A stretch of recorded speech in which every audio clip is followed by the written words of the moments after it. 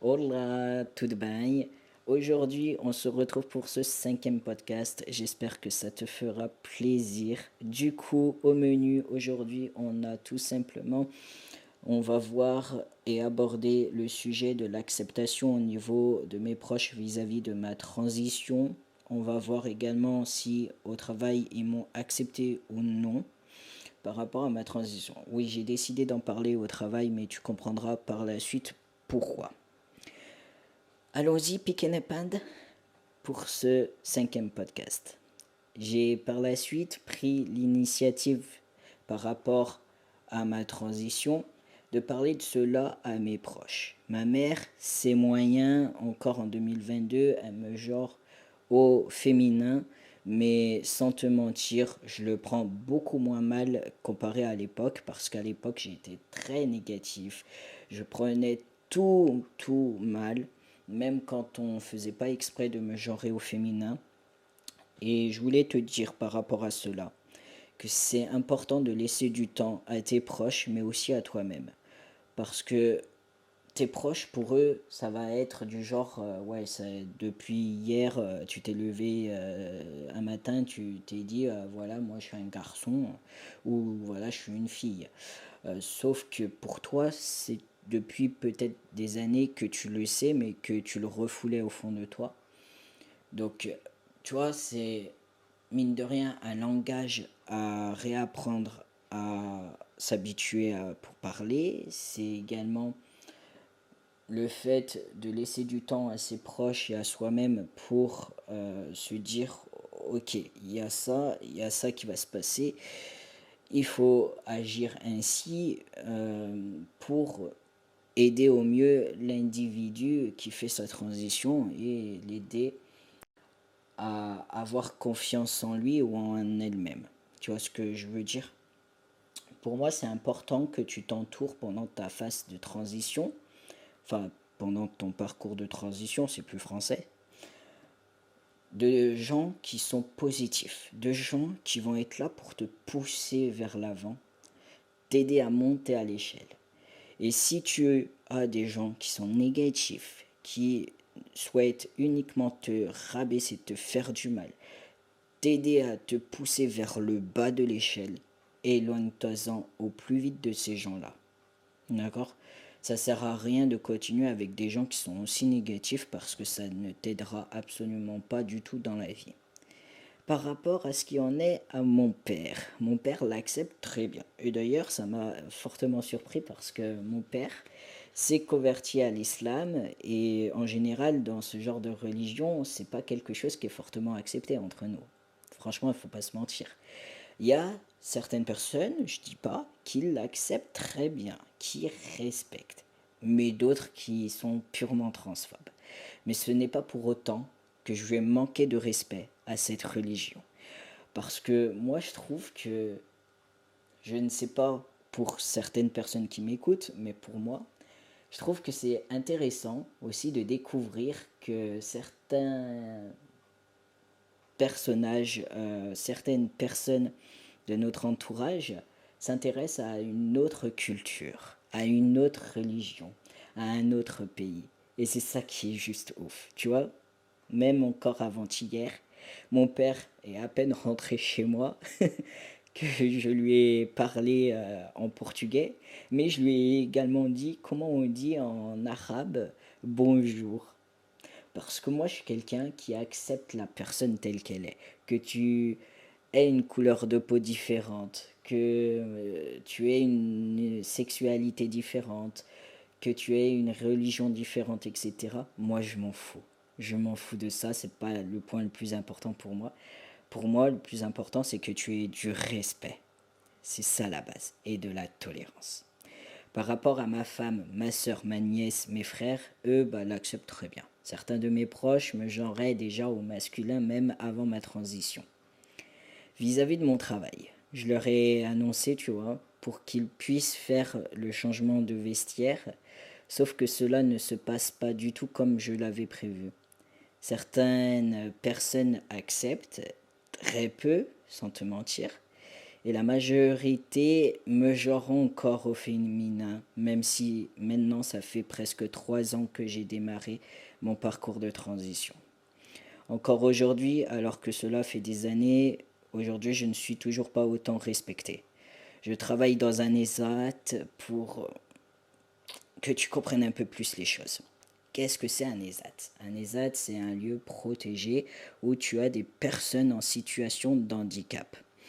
Alors pour moi, l'ESAT où je suis, il y a très peu de personnes avec des handicaps qui se voient. Mais franchement, je trouve que les personnes trisomiques, ce sont l'une des premières personnes qui me respectent et qui m'acceptent. C'est ça que je trouve ouf. Alors que la majorité de certains de mes collègues que j'ai côtoyés, parce que maintenant les collègues de l'équipe où je suis bah, m'acceptent et me genre au masculin, hein. Donc pour eux j'ai toujours été un garçon, donc ils s'en foutent. Mais certains autres de mes collègues dans d'autres équipes, eux, ne m'acceptent pas. Comme la direction. La direction, c'est quelque chose de plus gros, de plus fort, parce que, tu vois, j'ai subi là-bas du harcèlement moral. Euh, Mon harceleur, tu vois, au début, on était très amis. Un après-midi après le travail, quand on pouvait rentrer chez soi, parce que on finissait à ce moment-là aux alentours de 14 heures, de 14 heures 15 heures, si je te dis pas de bêtises, parce qu'on était en plein été et du coup en été on avait des horaires différents. On commençait à 7 heures du matin et du coup on finissait vers 14 15 heures. Monsieur se met à me hurler des injures purement transphobes, du genre non, non, clairement, je vais éviter de le dire parce que ça risque d'être beaucoup trop violent pour tes oreilles et j'ai pas envie que tu écoutes cela. On va éviter, vraiment. J'en ai parlé, tu vois, à la direction, mais elle s'en fout totalement. Au contraire, elle m'en a mis plein la gueule, alors que c'est moi la victime. C'est moi qui me fais harceler. C'est moi qui me fais insulter. Ce genre d'acte, il ne s'en occupe absolument pas. Ils ferment clairement les yeux pour ne pas salir leur image de la réalité de ce qui se passe dans les ESAT. Pas tous les ESAT, bien entendu, mais certains ESAT où ça se passe mal, où les usagers, même si j'aime pas ce mot, parce que c'est comme ça qu'on appelle les personnes qui travaillent dans les ESAT, sont maltraités, qui ne sont pas écoutés, qui ne sont pas respectés. Quand je vois que certaines personnes s'énervent par rapport à un certain livre qu'un homme a sorti, le livre qui se prénomme Handicap à vendre, ça me prouve tout simplement que certains établissements de ce type ont des choses à se reprocher. Et justement, je pense que les atouts où je suis a énormément de choses à se reprocher. Tu vois, en soi, ce n'est absolument pas du tout la faute de l'équipe où je suis actuellement. Ce n'est absolument pas la faute non plus de mon chef actuel. Moi, je préfère appeler cette personne chef et non moniteur parce que pour moi, ça reste la même chose au final.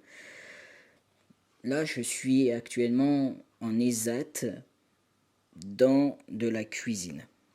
Et l'équipe, bah, je l'aime bien. Le chef, même s'il a un caractère assez dur, ça passe. Mais à cause de la direction, qu'il y a également encore mon harceleur dans l'établissement, je suis depuis des années en dépression. Aujourd'hui, je suis suivi par mon médecin traitant par rapport à cette dépression. J'ai quelques trous de mémoire à cause du traitement qui est assez chargé, assez lourd. J'aime bien le métier que je pratique, tu vois, Et au début, j'aimais absolument pas la cuisine, mais sans te mentir, moi j'ai plus un gros coup de cœur pour la pâtisserie. Je trouve que ça me calme, ça m'apaise et ça fait du bien.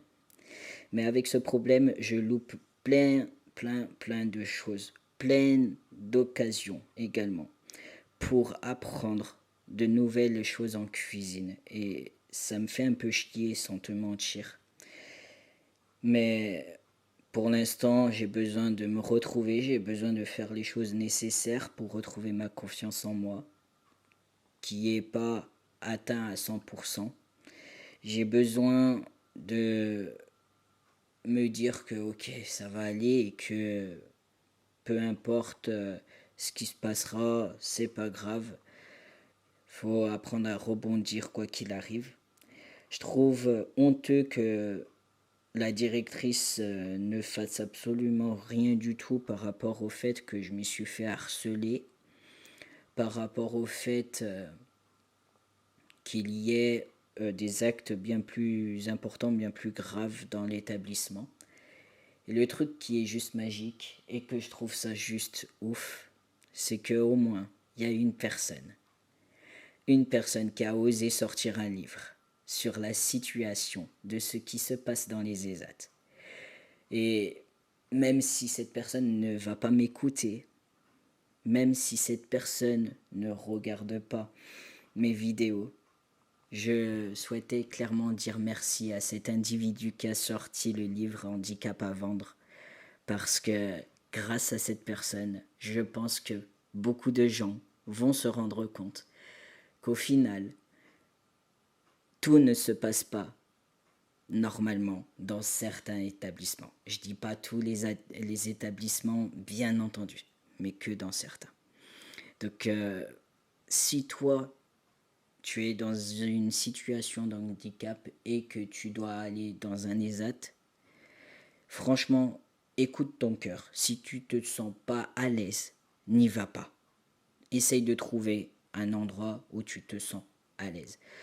Clairement, moi, j'ai effectué une formation, comme je te l'ai dit dans les podcasts précédents, une formation dans le milieu ordinaire, dans une maison de retraite.